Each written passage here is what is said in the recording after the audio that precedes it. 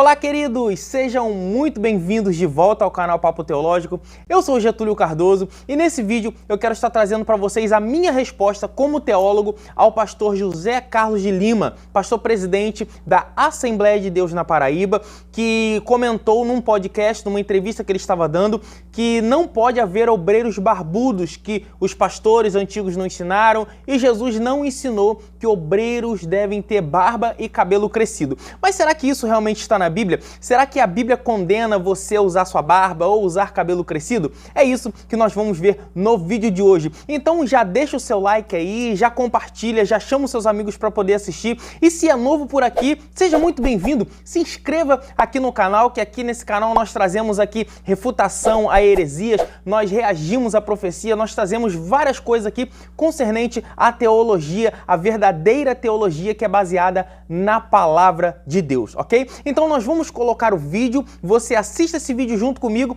e nós voltamos para trazer contexto a tudo aquilo que o pastor José Carlos de Lima disse a respeito de homens não poder ter cabelo crescido e nem ter barba crescida. Mas vamos entender o porquê a fala dele não provém da Escritura e sim de um dogma evangélico. Não sai daí, assista o vídeo que eu volto já. Porque se tu permitisse, Senhor, eles ressuscitar e entrar no templo, eles puxariam minha orelha em ver determinadas coisas que hoje eu não me escandalizo, mas eu fico olhando e digo, não pode um negócio desse. Homens barbudos, outros cabeludos, não. Cícero de Lima não ensinou isso a nós, João Batista da Silva não ensinou isso, Antônio Petronilo dos Santos não ensinou, Antônio Fernandes das Chagas não ensinou, Cícero Raimundo de Lins não ensinou, Antônio Ferreira de Lima não ensinou, e tem hora que eu tenho vontade de fazer como Neemias, puxar as barbas deles. Ora, porque a Bíblia diz que quando José foi convidado à presença de Faraó, a primeira coisa que ele fez foi se barbear. Temos que se apresentar diante do rei de uma maneira agradável. As esposas daqueles que são casados, ela tem prazer quando passa a mão no rosto assim, tá lisinho, meu amor. Igual uma maçã, né? Pastor. Igual uma maçã. Agora um casca de jaca? Que isso? Não dá. Então vocês, jovens, não fiquem perturbados comigo, viu? Eu estou entre uma geração que está passando e outra que está chegando, não é? Então, vez por outra, tem que dar uma cipuadazinha para controlar, né? Uma pancadinha de um lado e de outro. Então você viu aí, o pastor ele começa a sua fala citando grandes homens de Deus que vieram antes dele, grandes pastores assembleanos que não ensinaram isso a ele, ou seja, é uma tradição, coisas que vêm perpetuada lá de trás de pastores com os seus dogmas. E é o que eu sempre falo aqui, né? A gente tem que entender que doutrina não é costume, dogma é tradição. Ou seja, a gente aprendeu, eu fui assembleano muitos anos, amo a Igreja Assembleia de Deus, só que são igrejas como a Igreja Deus e Amor e outras igrejas assim, elas levam muito a sério a questão dos usos e costumes. Haja visto que a Igreja Assembleia de Deus abriu um pouco mão disso porque estava perdendo membresia, né? Mas a Igreja Deus e Amor ainda é muito ferrenha nisso, até está havendo uma certa divisão, mas esse não é o assunto. O que eu quero dizer para vocês é o seguinte: a Igreja Assembleia de Deus, os pastores de aí 20, 30 anos atrás, por exemplo, o pastor José Carlos de Lima tem muitos e muitos anos de estrada, muitos e muitos anos de pastor. Então ele não pegou a Assembleia de Deus agora com a doutrina aberta, né, como a gente costuma dizer. Ele vem lá de trás, que as irmãs não podem usar maquiagem, era um julgo muito pesado nas irmãs, né? Não pode passar ali um alisamento no cabelo, uma chapinha e coisas do tipo, né? A irmã Nadir que o diga. Tem muita gente me perguntando se chapinha é pecado. É pecado, o Senhor me mostrou no inferno. Quero explicar a vocês o seguinte: existe uma coisa chamada doutrina, que é o ensino da palavra. É aquilo que Paulo falou para Timóteo, para ensinar a palavra, viver a palavra. Quando ele prega a sã doutrina, ele salvará tanto a ele quanto aqueles que o ouvem ou vice-versa. Mas a doutrina, ela nada tem a ver com dogma. O que é dogma? Dogma é uma tradição, é aquilo que ele aprendeu. Por exemplo, quando ele fala que o pastor fulano de tal não ensinou isso a ele, que o pastor ciclano não ensinou isso a ele, isso é dogma, não é doutrina, porque quando é doutrina, é baseado na escritura, no seu texto e no seu contexto, uma hermenêutica bem aplicada. Quando eu pego versículos isolados, como o pastor José Carlos de Lima fez nesse vídeo, nós vamos refutar os versículos que ele trouxe, que ele falou sobre Neemias e falou sobre José, eu começo a fazer aqui não doutrina, mas sim um dogma. Eu pego um versículo isolado e começo a dogmatizar ele. Ou seja, aqui na minha igreja não pode mulher pintar a unha. Mas onde está isso na Bíblia? Aí eu pinço um versículo e digo, olha, isso é vaidade, isso abrange tudo. Ou seja, eu peguei aquilo que era doutrina bíblica e transformei num dogma. Então, quando a igreja toda, numa assembleia ali, numa reunião, levanta a mão e diz, olha, nós não aceitamos mulheres com a unha pintada. Isso não é doutrina, isso foi um dogma instituído dentro daquela instituição religiosa, dentro daquela igreja, daquela comunidade. Então, se a irmã amanhã aparece com uma unha pintadinha, nem que seja de uma base, ela está em pecado. Por quê? É bíblico? O pecado dela é bíblico? Não, mas é o pecado da desobediência. Aquela irmã, ela levantou a sua mão na assembleia e disse, olha, eu concordo que não pode ter uma unha pintada. E no outro dia ela apareceu com unha pintada. Ou seja, ela não feriu a doutrina da igreja, ela feriu o dogma da igreja. Então, todos esses pastores que vieram antes do pastor José Carlos de Lima, que ele cita ali de uma forma veemente para trazer peso ali ao que ele está dizendo, todos eles não trabalhavam com doutrina. Eles falavam que é doutrina porque aprenderam errado. A palavra doutrina é ensino, ensino da escritura e não de dogma. Então ali veio a Assembleia de Deus com esse jugo, com essa coisa pesada que os irmãos têm que usar calça comprida, paletó, camisa até aqui, não pode ficar sem camisa e tal. Tem que aparecer com o rosto lisinho, não pode ter costeleta, não pode fazer sobrancelha, não pode cortar o cabelo de certa forma. Ou seja, isso tudo é dogma, não tem nada a ver com o livro sagrado, não tem nada a ver com a Bíblia, porque Jesus pouco falou disso, os discípulos não falavam disso, os apóstolos não falavam disso, mas o que eu quero dizer para vocês? Eu quero explicar aqui nesse primeiro momento a diferença entre doutrina e dogma. Doutrina é tudo aquilo que a Bíblia nos ensina e que a Bíblia nos manda. E o dogma é a interpretação dessa doutrina do homem. O homem interpretou que não pode usar cabelo grande por causa de um versículo que Paulo falou, ou lá de trás, de Neemias ou de José, que nós já vamos falar. Isso é dogma. O dogma é aquilo que é instituído pela igreja, pela a Assembleia de Deus, pela Deus e Amor, pela Igreja Batista. Isso é dogma. Agora, doutrina é o verdadeiro ensino da palavra. Dogma é o que? É tradição.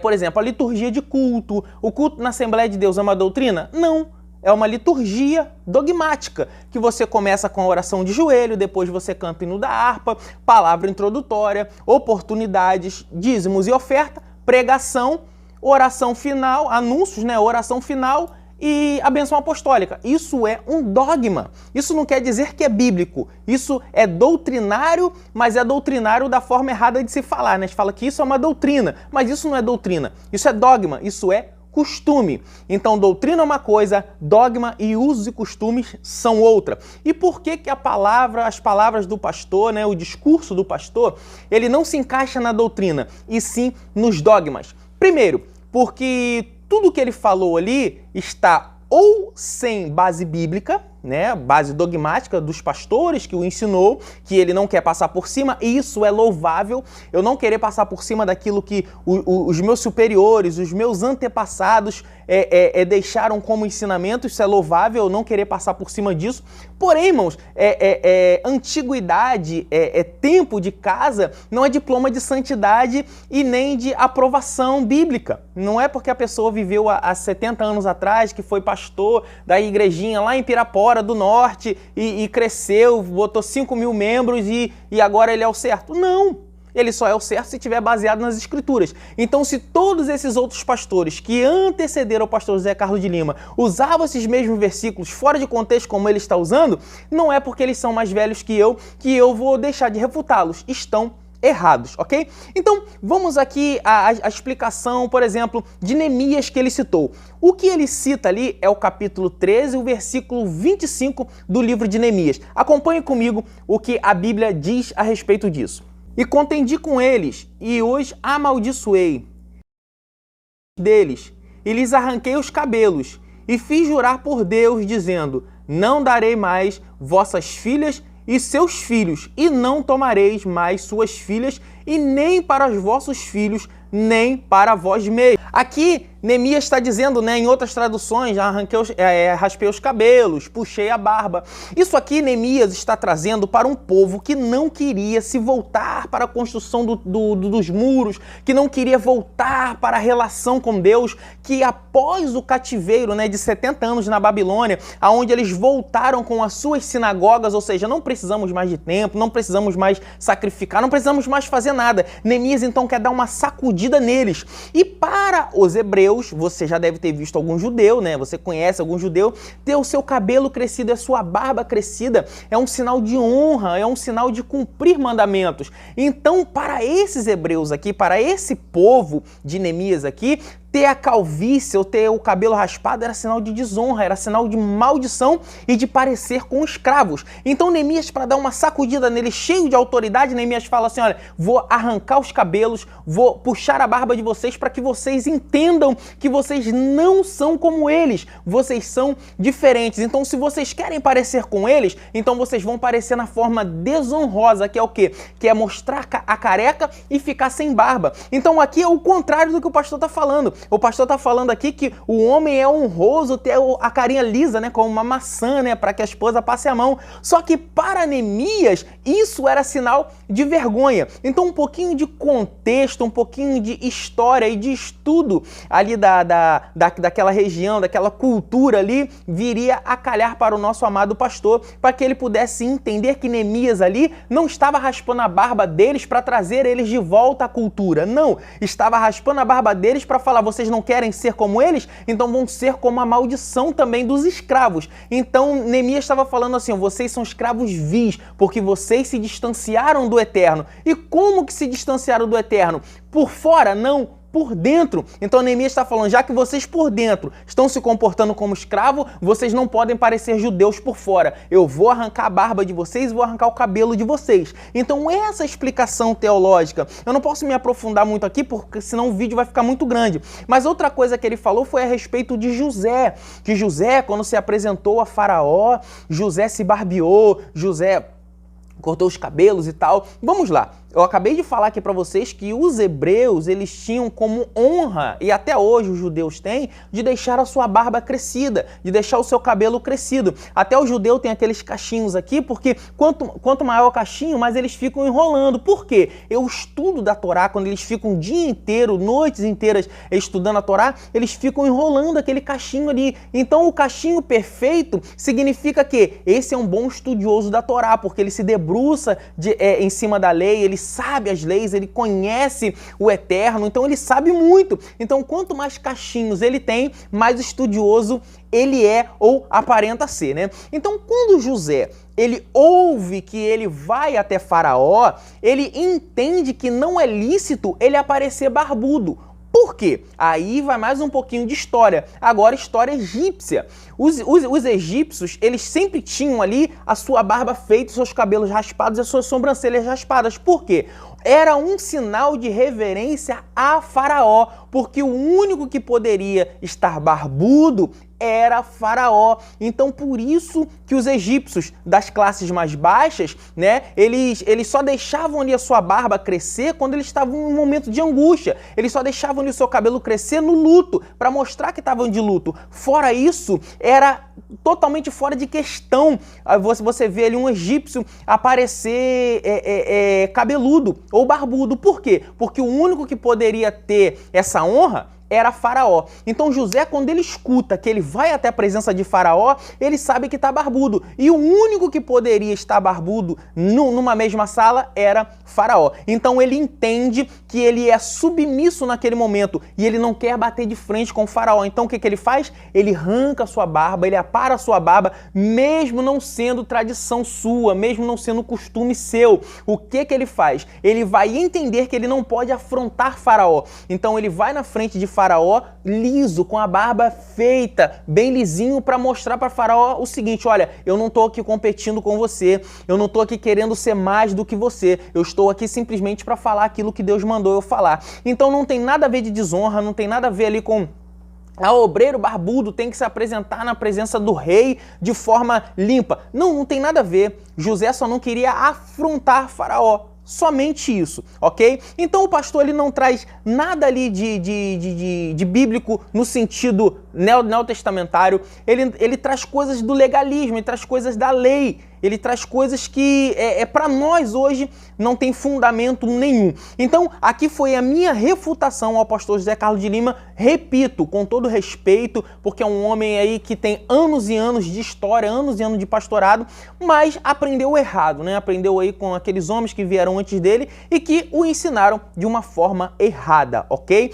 Então, texto sem contexto é pretexto para heresia. Então, se a gente não analisar texto, contexto histórico, contexto literário, contexto linguístico, contexto cultural, nós nunca vamos entender a Torá, nós nunca vamos entender a palavra de Deus, ok? Então, Jesus não falou disso, Paulo não falou disso. Ah, mas aí a Bíblia diz que o homem não é honroso ter o cabelo crescido. Aquilo ali foi algo específico para Corinto. Se você quiser entender um pouco mais, assista o meu vídeo que eu falo sobre se é lícito a mulher usar o véu. Eu vou deixar linkado aqui no primeiro comentário fixado também e no card final aqui desse vídeo eu vou deixar a respeito que eu explico isso, o porquê as mulheres usavam véu na igreja de Corinto, ok? Então essa foi a minha refutação aqui ao pastor José Carlos de Lima da Assembleia de Deus na Paraíba e eu quero aqui agradecer você que ficou até aqui. Mais uma vez eu te peço, compartilhe esse vídeo, se inscreva no canal, curta esse vídeo porque é muito importante para que essa mensagem chegue mais longe, ok? Então, fique com Deus e até o próximo vídeo, em nome de Jesus.